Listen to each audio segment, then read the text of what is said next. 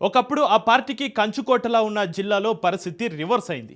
అధికారం కోల్పోవడంతో క్యాడర్ అంతా ఒక్కొక్కరిగా కారు దిగి చేయి పట్టుకుని వెళ్ళడానికి క్యూ కడుతున్నారట.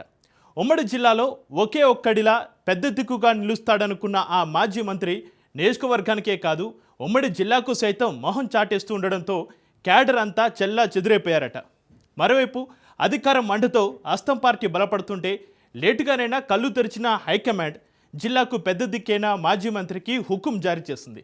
స్థానిక ఎన్నికల్లో సత్తా చాటుకోవాలని టార్గెట్ పెట్టుకుని చక్రం తిప్పుదామనుకున్న ఆ మాజీ మంత్రి ఎమ్మెల్యే హోదాతో చక్కబెట్టే పనులు చేస్తుంటే క్యాడర్ గందరగోళం తలనొప్పిగా మారిందట.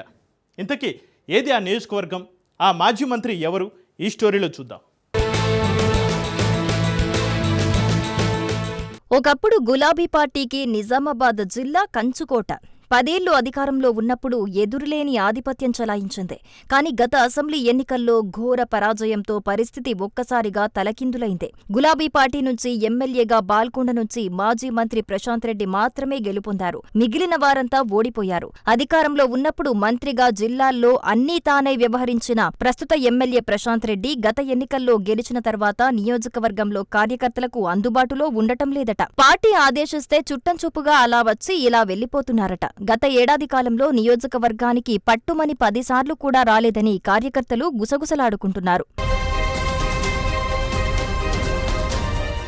తెలంగాణ ఉద్యమం నుంచి గులాబీ జెండా మోసిన నాయకులు, కార్యకర్తలు అవకాశం దొరికిన వాళ్లంతా అధికార కాంగ్రెస్ పార్టీలో చేరిపోయారు. మరికొందరు బీజేపీలో చేరి కాషాయం కండువలు కప్పేసుకున్నారు. మరికొందరు పార్టీ మారేందుకు రెడీ అవుతున్నట్లు టాక్ జరుగుతోంది. అయితే గులాబీ పార్టీనే నమ్ముకొని మిగిలిపోయిన వారు మాత్రం దిక్కులేని వారిలా చెల్లాచెదురైపోయారు. స్థానిక సంస్థల ఎన్నికలు దగ్గర పడుతూ ఉండటంతో అధికార కాంగ్రెస్ పార్టీ బాల్కొండ నియోజకవర్గంపై ప్రత్యేక దృష్టి పెట్టి 3 నాయకులకు కార్పొరేషన్ పదవులు కట్టబెట్టింది. జిల్లాలో చక్రం తిప్పుదామని ఎదురుచూస్తున్న మాజీ మంత్రి ప్రశాంత్ రెడ్డికి ఈ 3 వ్యవహారం మింగుడు పడకుండా తయారైందట. తాను సిట్టింగ్ ఎమ్మెల్యేగా ఉన్నప్పటికీ అధికారిక కార్యకలాపాలన్నీ Congress party incharge Sunil Reddy, corporation చైర్మన్లు అనిల్, మోహన్ రెడ్డి, అన్వేష్ రెడ్డిల కనుసన్నల్లోనే జరుగుతున్నాయట. తాను ఎమ్మెల్యేగా ఉన్నా అధికారులు సైతం మాట వినని పరిస్థితి ఉందని మాజీ మంత్రి ప్రశాంత్ రెడ్డి సన్నిహితుల వద్ద వాపోతున్నారట.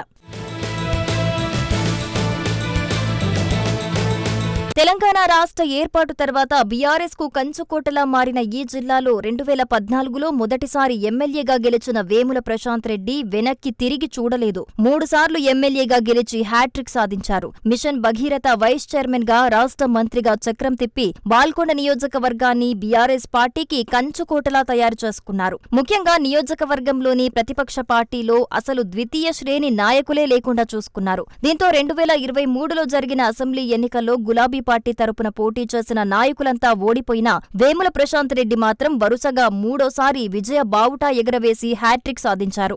అధికారంలో ఉండగా ఇతర పార్టీల వారిని చేర్చుకుని బలోపేతం చేసుకున్న ప్రశాంత్ రెడ్డికి కాంగ్రెస్ పార్టీ అధికారంలోకి రావటం భారీ ఎదురుదెబ్బలా మారింది. కాంగ్రెస్ పార్టీ అధికారంలోకి వచ్చిన నాటి నుండి గులాబీ పార్టీ నుంచి హస్తం పార్టీకి వలసలు పెరుగుతున్నాయి. కీలకమైన నేతలంతా ఒక్కొక్కరిగా పార్టీని వీడి కాంగ్రెస్ పార్టీలో చేరుతున్నారు. గులాబీ పార్టీ మొత్తం ఖాళీ అయ్యేలా నియోజకవర్గ కాంగ్రెస్ ఇన్ఛార్జు సునీల్ రెడ్డితో పాటు కార్పొరేషన్ చైర్మన్లు చక్రం తిప్పుతూ ఉండటంతో మాజీ మంత్రి ప్రశాంత్ రెడ్డికి తల బొప్పి కడుతోందట.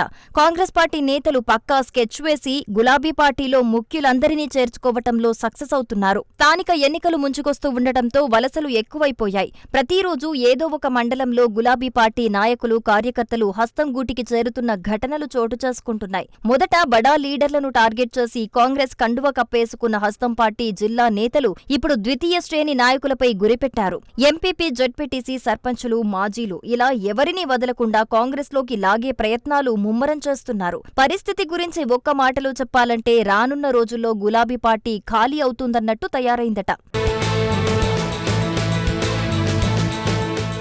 బీఆర్ఎస్ పార్టీ బలహీనపడుతూ చాప చుట్టేస్తున్న పరిస్థితి కనిపించటంతో మిగిలిపోయిన వారంతా ఏదో పార్టీలో చేరిపోదామన్న ఆలోచనలు చేస్తున్నట్లు గుర్తించిన మాజీ మంత్రి ప్రశాంత్ రెడ్డి వలసలకు బ్రేక్ వెయ్యటానికి సర్వశక్తులు ఒడ్డుతున్నారు. కండువ కప్పేసి ఎన్నికల తర్వాత ఎలాంటి ప్రాధాన్యత ఉండదని, అసలు పట్టించుకుంటారనే గ్యారంటీ లేదని, బీఆర్ఎస్ నుంచి కాంగ్రెస్లో చేరిన 10 మంది ఎమ్మెల్యేల పరిస్థితి ఎలా ఉందో చూడమంటూ బుజ్జగింపులు చేస్తున్నారట. ఉమ్మడి నిజామాబాద్ జిల్లాలో గులాబీ పార్టీకి ఒకే ఒక్కడుగా పేరున్న ప్రశాంత్ రెడ్డి సొంత నియోజకవర్గంలో ఎమ్మెల్యే పదవి అండతో కిందామీద అవుతుంటే ఇతర నియోజకవర్గాల పరిస్థితి ఏంటి అనే ప్రశ్నలు ఉత్పన్నమవుతున్నాయి. అయితే గులాబీ పార్టీని వీడి కాంగ్రెస్ లో చేరుతున్న వారికి ఆ పార్టీ ప్రాధాన్యత ఇస్తుందా లేదా అనేది హాట్ టాపిక్ గా మారింది. పార్టీ మారిన 10 మంది బీఆర్ఎస్ ఎమ్మెల్యేలపై అనర్హత వేటు పడితే వలసలు ఆగిపోతాయని గులాబీ లీడర్లు ఆశగా ఎదురుచూస్తున్నారు. అనర్హత వేటు పడకపోతే కొత్త రాజకీయ ఎత్తుగడలతో వలసలకు అడ్డుకట్ట వేయాలని ఆలోచిస్తున్నట్లు టాక్ జరుగుతోంది.